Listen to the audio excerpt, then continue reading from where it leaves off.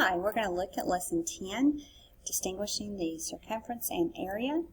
So here we have a fun little problem. We have a circular plate. These are cheese puffs, if you can't see. And the question is, how many cheese puffs can fit on a plate in a single layer? And then be prepared to explain your reasoning. So, I'm going to give you a moment to go ahead and take a guess. Now, if I were going to do this, I would probably try to start here. This is kind of indicating cheese puffs.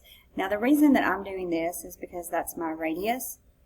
And I know if I'm covering something, I'm talking about the area. So, of course, I'm using some math here. And the area of a circle is pi times the radius, or pi r squared. So let's see, for my radius, or from the center to one edge, I would say that's about 1, 2, 3, 4, 5, 6, 7, 8. I said that was about 8 cheese puffs. Alright, so then I would do 8 times 8 is 64. And then I would do times pi. And pull up my Desmos. It's a little too large there. So 64 times 3.14. So about 200 is what I have said. And I'm going to say approximately 200 cheese puffs. Now, the point of this is just to look at area in a fun, kind of different way, thinking about the cheese puffs.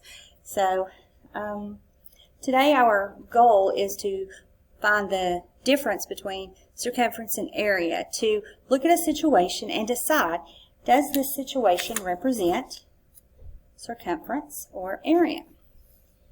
So, my page is not going to show all the way through. This is what I have. And I'm going to separate the situations. So this is on your page, these different situations, into circumference or area. And you're welcome to print this out and cut it up, or you can just read it and then maybe make a note of where you think each situation goes, whether it's circumference or area. And I'm just going to read through these and kind of think out loud. So number 1, how much fabric is needed for a round tablecloth? So if I'm thinking about the tablecloth would cover it. And if I'm covering it, that is area. So I'm going to put question 1 here in that section. Question 2. How fast do you go when riding on a Ferris wheel? So if I'm thinking about a Ferris wheel would be going around the edge of the circle. So that's going to be the circumference. Okay. How much green space is there inside a traffic roundabout? So I'm going to pause and find a traffic roundabout. Just wanted to show you, like, here's an example of what a traffic roundabout is. Got this green area in the center. So we're talking about covering that area. So covering it would be the area. The next situation, I wish this fit better, but it's okay. How many square inches of cheese can fit on a slice of pizza? So you're covering the slice with the cheese. Alright, so you're actually covering. Now this is not a whole circle that you would be covering, but since you're covering it, that is area. And if this were your pizza, you would find the area of the whole circle or the whole pizza and then divide by 4. Alright, question 5. How many times must a horse go around a horse walker to walk 1 mile? Let's see what a horse walker looks like. So I pulled up a couple pictures. Here's one with some horses on it. Looks like a circular thing, and the horses are going to walk around the edge. So if we're talking about distance around the edge, that's going to be the circumference. Perimeter, which is for a circle, the perimeter is the circumference. All right, number 6. How many feet are traveled by a person riding a merry-go-round? I believe you all know what that is, so I'm not going to look it up. But you're talking about the distance around, so that's going to be the circumference. Now, how much room is there to spread frosting on a cookie?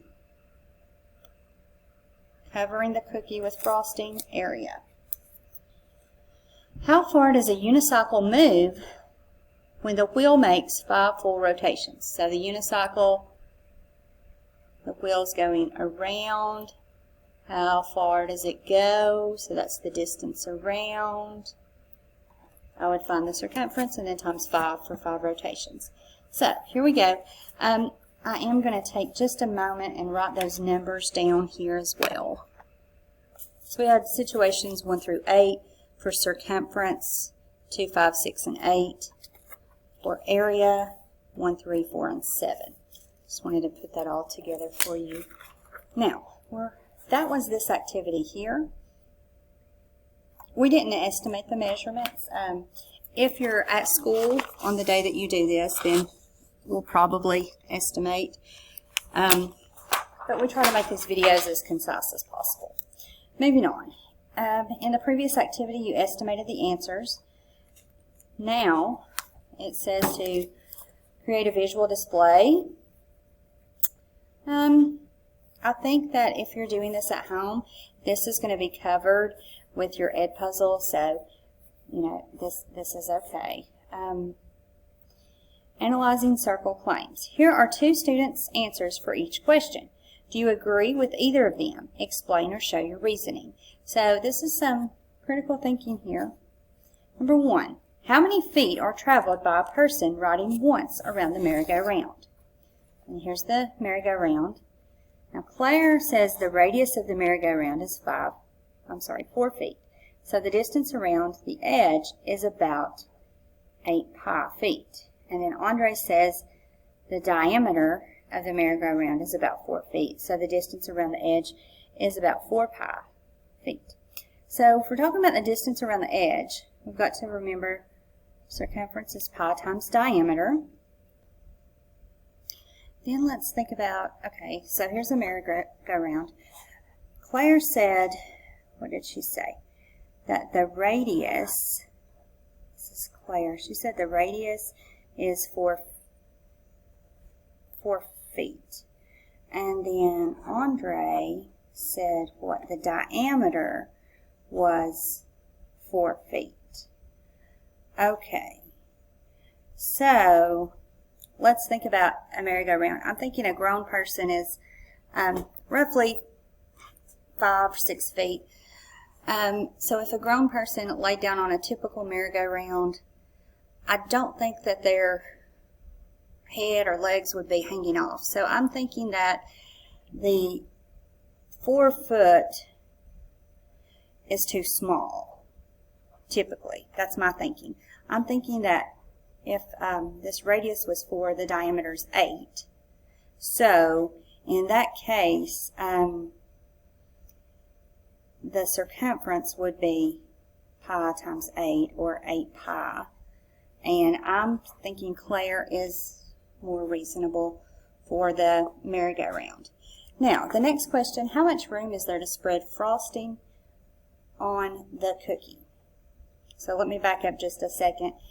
This problem, the distance around the edge was about circumference. Now, we've already talked about that problem once, and we talked about this one, and we noted that it was about area, the frosting on the cookies. So this time Claire says the radius of the cookie is about 3 centimeters. So this is Claire's thinking. And Andre is saying the diameter of the cookie is 3 inches. So it might help to have a ruler here so we can look at the sizes. And we have a hand here that's going to help us too. How far is that? Here's 3 inches. Okay, and 3 inches was the diameter all the way across the cookie, 3 inches, or halfway across the cookie at 3 centimeters, 6 centimeters all the way across it. So I feel like the 3 inches is probably more reasonable here. So I'm going with Andre's measurement. The diameter, so the space for frosting. Well, to figure out the space for frosting, we actually need to think about the area. So let's write down our formula. This is one that you'll have to memorize. You'll also have to memorize the circumference formula. That's just part of the expectation for 7th grade math. So we need the radius when we are talking about area. So radius, I remember, is from the center to one edge. So here's this radius. And this radius would be half of 3. So that's 1.5. Alright. So let's just see if Claire even had the area part right. Did she have her formula right? So Claire said the radius is 3. So I would go right here to Desmos. And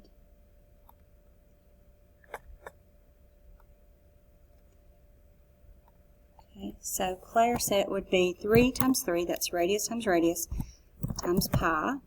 Oh well, it's as the pi symbol. So that would be 9 pi. Well, look at what she said. Claire said if the radius was 3, then the space for frosting is 6 pi. Well, if the radius was 3, it would actually be 9 pi. So Claire made a couple mistakes. First of all, the measurement was off, and second of all, she did not correctly use the formula of area equals pi times r, or pi r squared. Now, Andre, okay, he said 2.25 pi. So looking at Andre's work, he said the diameter was 3 inches, which means the radius is 1.5 inches. So let's do the radius times the radius. So that's 2.25 times pi, which is actually what Andre said. So Andre is correct. And notice that he also, they both put the units squared, which is good, because when we're talking about area, we're talking about covering that up, and that is dealing with square units. How far does the unicycle travel when the wheel makes 5 full rotations? I'm just going to pause this, and I'm going to do the math and then just kind of reveal because of time. And circumference is pi times the diameter, or I actually prefer to write it as 0.5 times pi. But then we're talking about 5 complete rotations. So 1/2 times 5 is 5 halves. So it makes it appear that Claire would be correct, but remember we're talking about circumference, which is the distance, which would be measured in units. So actually neither of them is correct, because even though Claire has the correct measurement here, when she says it's meters square, that's indicating area. The circumference is 5 halves times pi and meters. So neither of them is correct. They each made a mistake, which we do, and then we learn from them. The only way that we learn is by correcting our mistakes. So that was an excellent question. Now I'm almost out of time. You can try this last question if you like. I will post the answer so you can see how you did. So I stretched that out so you can see my work. That was an optional question, and you're welcome to try that yourself as well. Thank you.